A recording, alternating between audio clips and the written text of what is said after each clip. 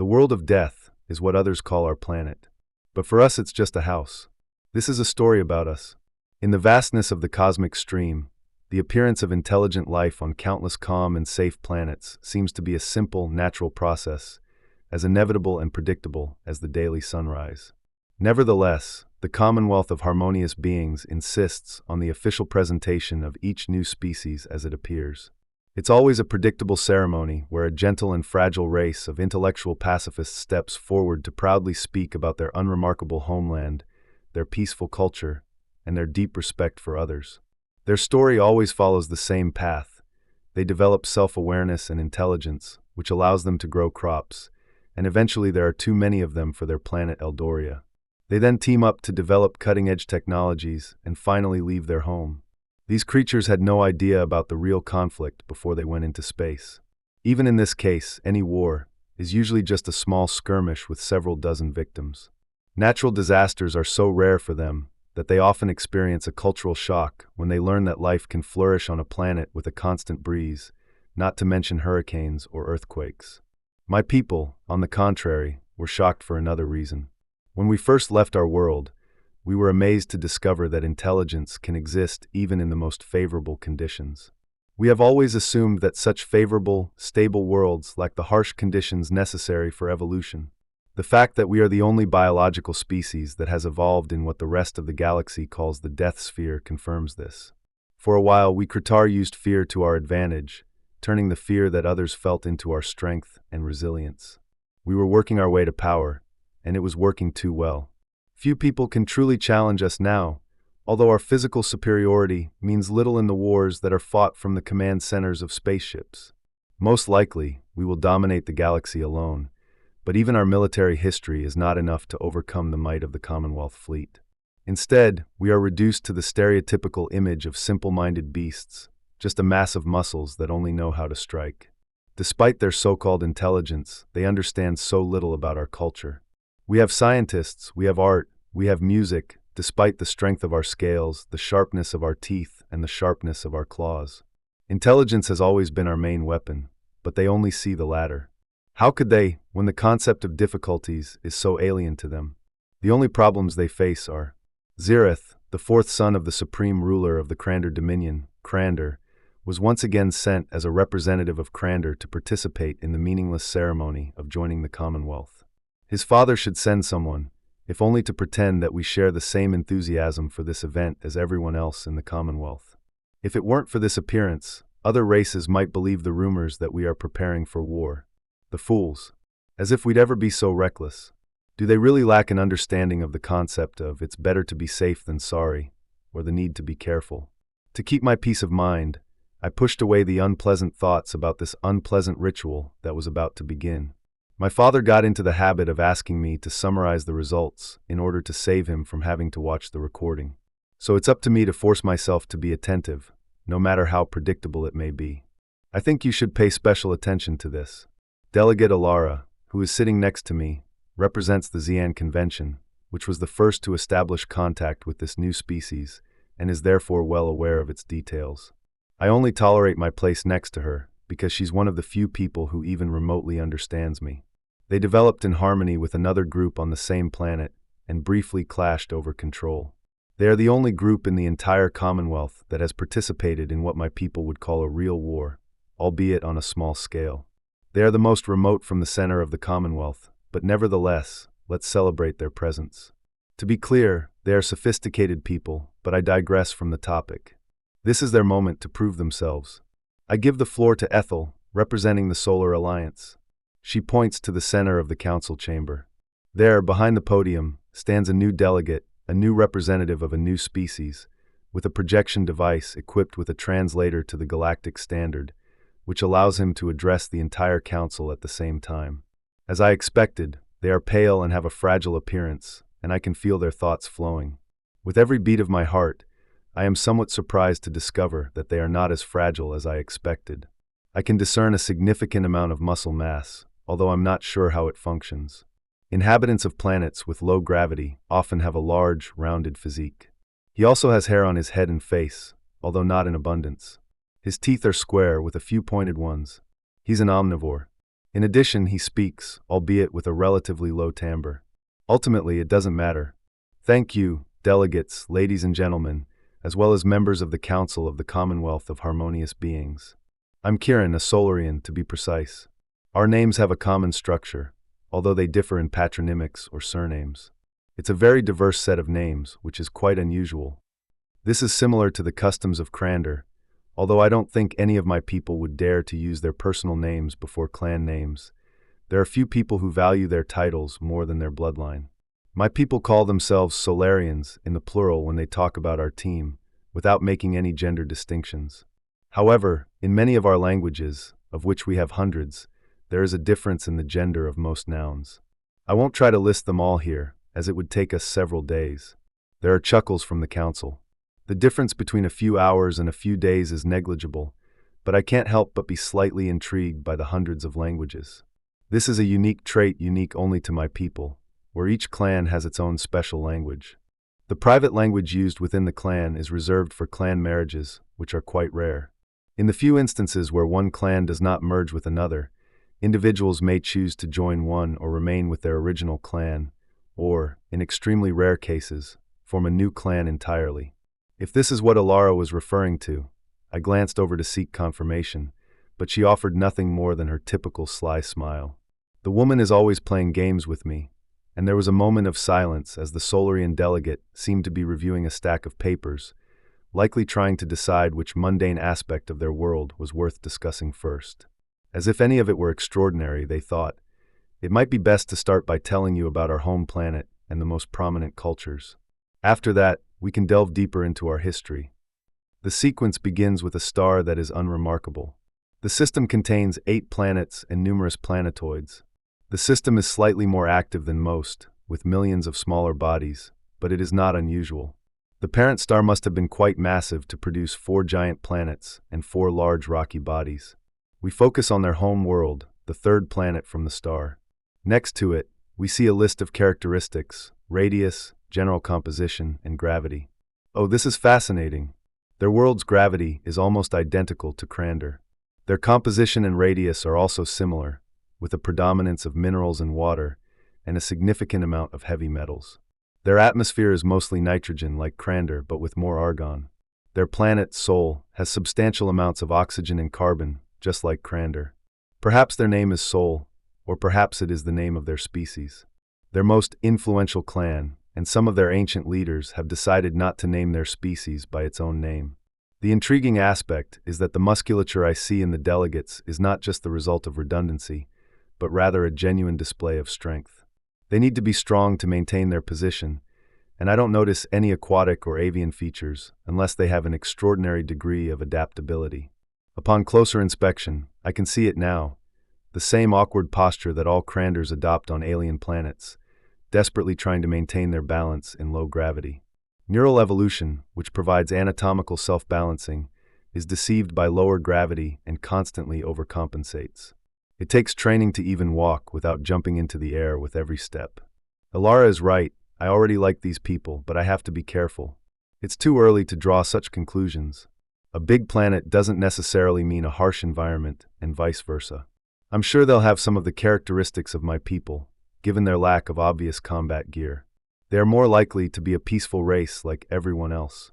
However, even so, I can't help but hope for some reason to be interested in this ceremony.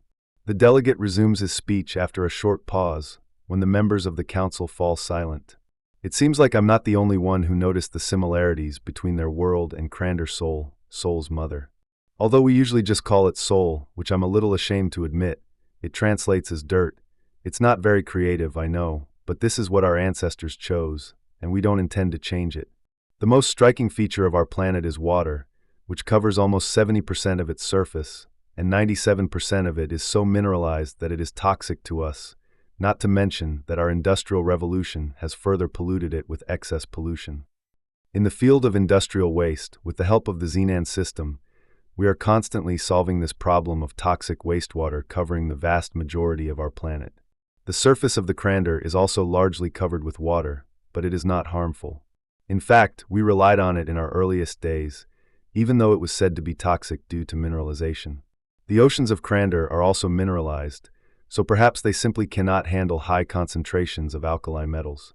If so, it's a weakness, but surviving, despite such a restriction, in a world where only a third of the water is drinkable, is at least worthy of respect. As a result, the Solarians have evolved. Initially, we developed in the interior on the largest landmass on the planet Sol, but our intelligence took a little time to spread around the globe. While we evolved in one of the hottest and driest regions of our world, our ability to adapt to the harshest conditions on Sol was sufficient to ensure our survival. To explain, we moved on to Zaret's point of view, which showed a breathtaking variety of landscapes, a staggering number of which resembled Kratars, with a greater abundance of greens, browns, and blues compared to reds, purples, and blacks. We encountered scorching deserts that suffocated during the day and froze at night, lush jungles teeming with thousands of poisonous plants, insects and animals, as well as large predators, vast snow, covered tundras and ice-covered regions with limited resources, open meadows, dense forests, isolated islands, the list goes on. There is everything on Sol, and Solarians have thrived in every environment. When I began my speech, the council chamber was filled with sighs and whispers. Many eyes turned to me, and there were few who did not immediately recognize the resemblance to the presentation made by my great-great-grandfather, High Duke Kratars, a diplomat, when he presented our species to the council. He conducted a preliminary study of the other races we would be standing next to, noting how safe their worlds were compared to our own, and decided to highlight this difference in order to gain the respect and fear of the entire space network. Now Delegate Kiran from Sol is doing the same thing. I'm no longer slouching in my chair. In fact, I'm standing, showing respect to a Solarian who has done his homework. I'm not so uncivilized that it would go unnoticed. There is no one on the council who does not know this custom of my people. When a Kratar gets up from a sitting position, you show respect. I have their undivided attention, but at the same time I silently laugh at myself, imagining that few people in the room can distinguish the subtle differences between a confrontational and a respectful stance. Many people may perceive me as defensive or even threatening, but Alara has been around me long enough to know that I have nothing but respect for Delegate Kiran. He continues, although now he deviates from the script used by my ancestors. It looks like they have a bit of originality after all. Even in these dangerous environments, each with its own set of dangerous predators, the greatest danger that Sol poses pales in comparison. He switches to a projection that appears to be a Solarian model, albeit with an additional set of limbs. I will not joke about Solarians except for diseases of all kinds, which in old age are the main cause of death for Solarians, often caused by other Solarians. In most cases, it's an accident, especially those caused by. With our vehicles, but throughout our history before the Xenan system, we found that a total of 1.5 billion people died due to conflict and strife. This figure includes only our internal and international wars. It does not include the thousands who die each year from homicide, or the slightly smaller number of deaths from accidents. Now let me delve into Solarian's most formidable opponent, Sol. The projection switches to a scene depicting a small group of early Solarians dressed in clothes made, apparently from animal skins. We create primitive tools, and he speaks again. Our origins lie in small hunter-gatherer groups. Once our ancestral species developed the ability for complex social organization, it was a short leap towards developing our favorite hunting method. The projection shows a group of early Solarians chasing a large animal. I meet a large group of animals, all of which are much larger than I expected. The hunting strategy involves a preliminary attack aimed at a member of the herd. The herd becomes alert and runs, but the wounded individual cannot keep up. Hunters are coming to kill, but my expectations are not fulfilled. An initial attack is underway, but it is ineffective. Their weapons seem to have little effect on large animals, and they run away. In fact, many of their shots don't hit at all. I can't figure out why this is their preferred method, or if they're deliberately showing a failed hunt. The scene switches to another group of Solarians, in the same environment, chasing the same herd. The Solarians are chasing them, but it's a bad idea. If any of the herd turned to fight, they would be quickly suppressed, especially since they have no natural weapons. However, this is not happening. The animals just keep running. The projector resumes its projection, and now it is night. The same herd, the same Solarians. What are they up to? Then it dawns on me. The herd is asleep, and they've just spent most of their day on the run, and many of them are still injured and exhausted.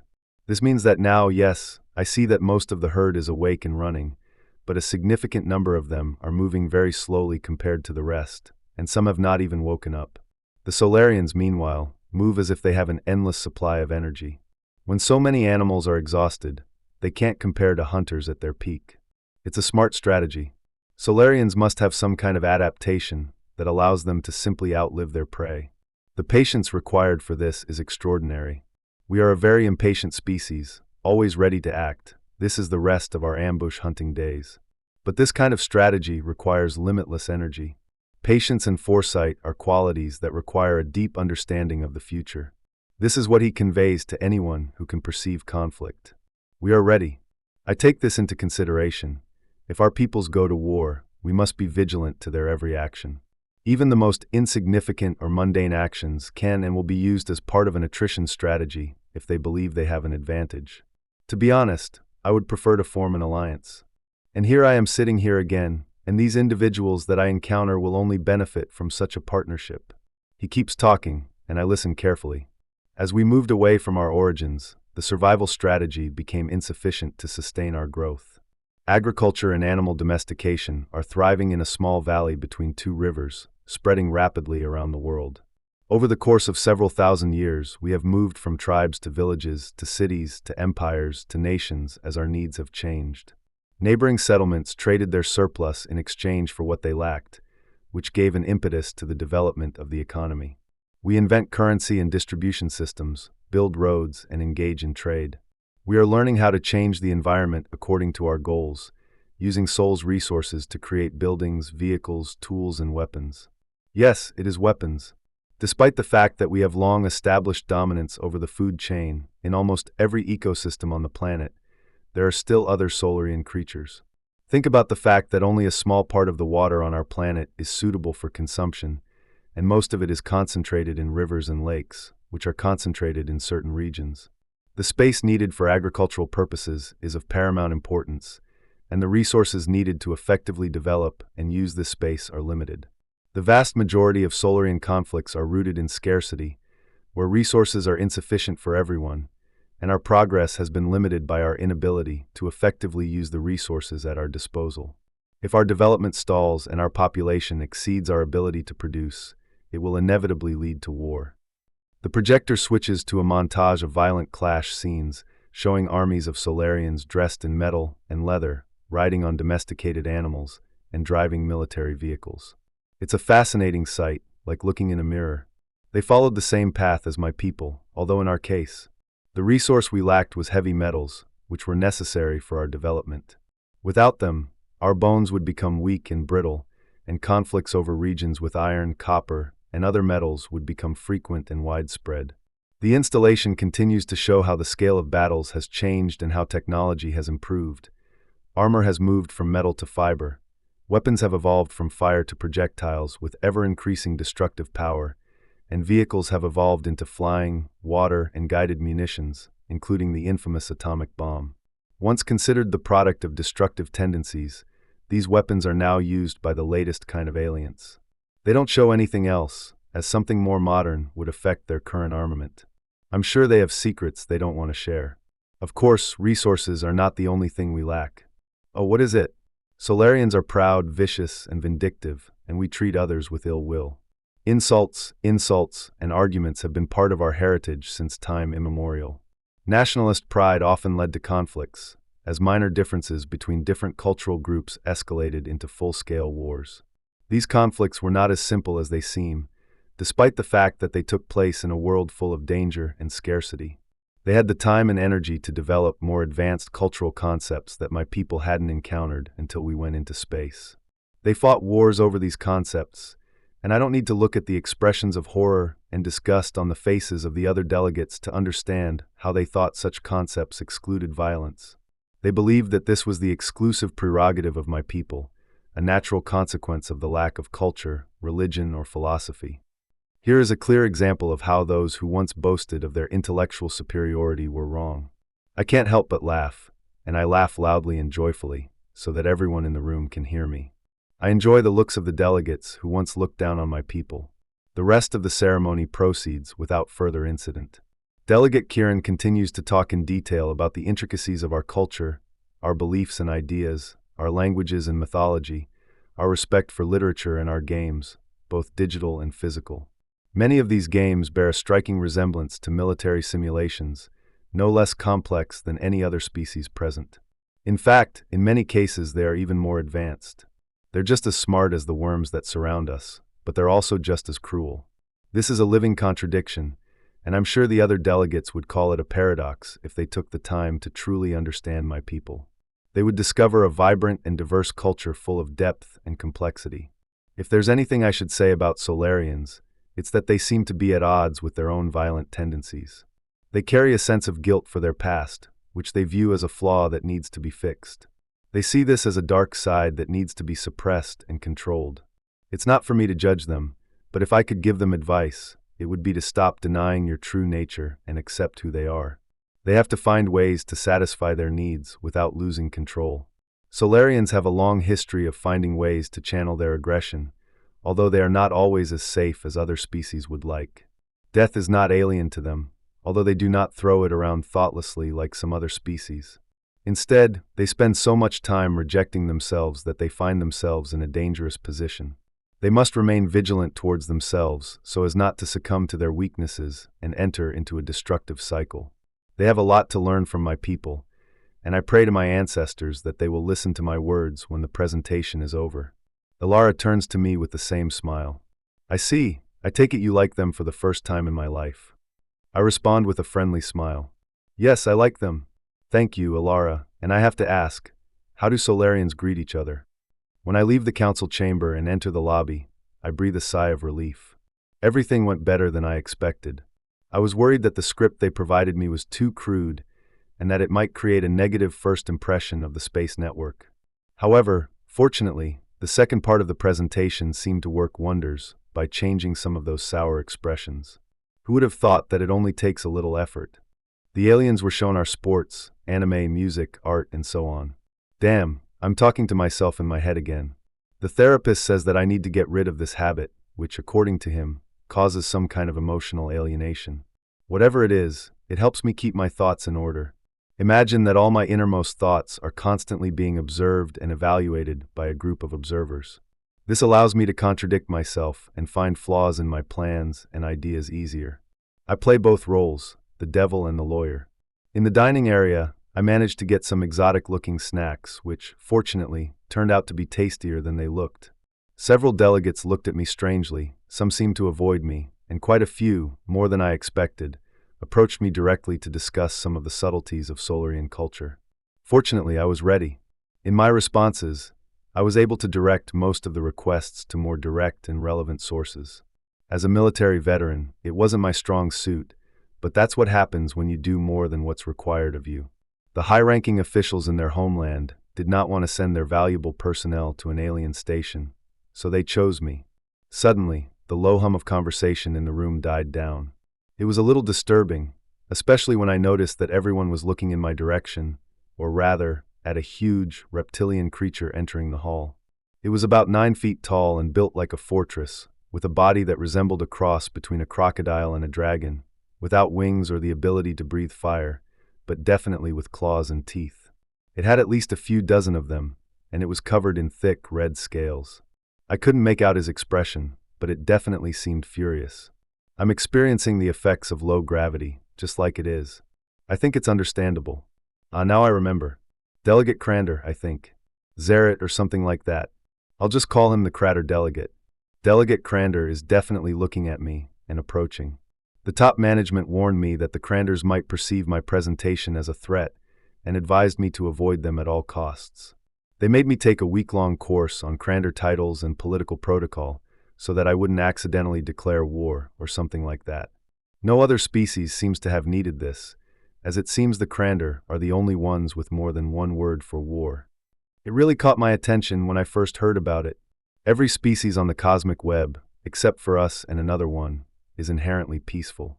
In fact, none of them have anything that resembles Solarians. Historical disputes have led to a few minor skirmishes here and there, but nothing that resembles a full-scale war. It makes you think a lot. Don't you think we're the bad guys? I briefly tried to remember the correct greeting for strangers, but he beat me to it with a phrase I hadn't expected. Hello, Delegate Kieran. I am Zirith, son of the High Prince Kratar of the Krander Dominion. I would like to discuss the terms of cultural exchange with you." His voice was deep and rumbling, sounding like a crocodile if he could speak. He also extended his hand for a handshake. I clearly remembered that extending your hand was considered an aggressive gesture, usually intended for challenges. But he was talking about the conditions of cultural exchange. Was there any hidden meaning in this? I held out my hand for a handshake, not wanting to leave the political delegate feeling insignificant. I agreed, why not? I'll pass this on to the top management so they can talk to someone more knowledgeable in the field. I'm just a retired soldier who was sent because they didn't want to risk their valuable personnel. I relaxed my hand, letting go. The creature didn't pull me closer. In fact, it stared at me with one of its little slit eyes. I'm not a coward. I held his gaze, not letting the alien crocodile think I was weak. Eventually, it backed off and let go, then made the same rumbling noise it made during the presentation, like rocks in a clothes dryer. I'm not sure if this is a good sign or a bad one. It rumbled at me again. A retired soldier, I like that. I am a warrior. In our clan, military service is mandatory, but many serve only for the prescribed period. In my case, I served my time. I would rather take a position that benefits the Empire than participate in a power struggle with my brothers and sisters. A stone throne can be luxurious, but I prefer a cozy stone. I start giggling, but I quickly suppress it. Someone is looking at me strangely, so I save myself by pretending it was a cough. The body needs external sources of heat and cold to maintain stability. I agree. I am sure that other delegates will not appreciate discussing less intellectual issues in their presence. Let's retire to a more comfortable room to discuss the exchange. I was forced to do it, but it didn't go as I expected. I was worried that I would have to perform a delicate political dance to avoid an international incident, but instead I had a pleasant conversation with someone.